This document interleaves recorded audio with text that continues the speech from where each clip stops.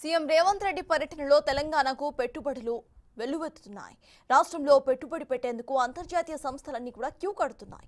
హైదరాబాద్ లో ఇన్వెస్ట్ చేయడానికి RM equity partners ముందుకొచ్చింది.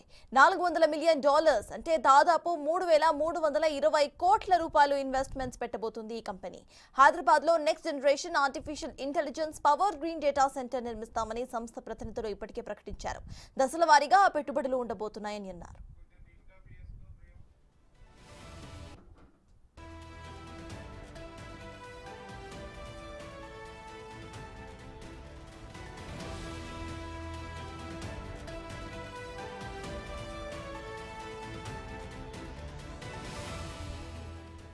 ఆర్ఎం ఈక్విటీ పార్ట్నర్స్ సంస్థ సీఈఓ వెంకట్ బుసాతో సీఎం రేవంత్ రెడ్డి భేటీ అయ్యారు. ఐటీ మంత్రి శ్రీధర్ బాబుతో కలిసి ఆయన సమావేశాన్ని నిర్వహించారు. ఈ పెట్టుబడులపై చర్చించారు. 400 కోట్ల రూపాయలు ఇన్వెస్ట్ చేస్తామని గత ఏడాది ఈ సంస్థ ప్రకటించింది. ఇప్పుడు దాన్ని విస్తరించేందుకు ప్రణాళికలను సిద్ధం చేసుకుంటోంది.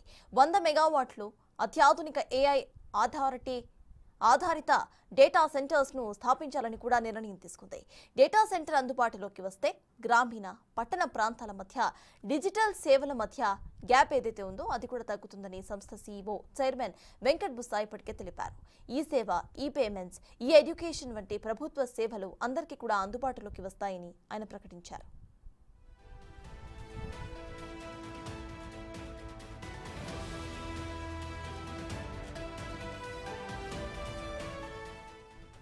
ఆర్ఎం ప్రతినిధులు హైదరాబాద్ లో ఏఐ ఆధారిత గ్రీన్ డేటా సెంటర్ ఏర్పాటు చేస్తామని ప్రకటించడంపై సీఎం హర్షం వ్యక్తం చేశారు. దీంతో భారీగా ఉద్యోగాలు లభిస్తాయని ఆయన అన్నారు. ఇప్పటికే డేటా సెంటర్ హబ్ గా ఎదుగుతున్న హైదరాబాద్ ను ఆర్ఎం ప్రతినిధులు నిర్ణయంతో మరో స్థాయికి తీసుకువెళ్తుందని చెప్పారు. అమెరికాలోని అతిపెద్ద బయోటెక్నాలజీస్ కంపెనీ అమెజాన్ తెలంగాణలో కార్యకలాపాలను విస్తరిస్తున్నట్టుగా ప్రకటించింది. హైదరాబాద్ లో కొత్తగా రీసెర్చ్ అండ్ డెవలప్మెంట్ విభాగాన్ని ప్రారంభించినట్లుగా కంపెనీ ప్రతినిధులు తెలిపారు. హైటెక్ సిటీలో 6 అంతస్తుల భవనంలో ఈ సెంటర్ ఉండబోతుంది. దీంతో దాదాపు 3,000 మందికి ఇక్కడ ఉద్యోగాలు లభిస్తాయి. ఇక ఈ ఏడాది చివరి త్రైమాసికం నుంచే ఈ కంపెనీ తమ కార్యకలాపాలను ప్రారంభించబోతుంది.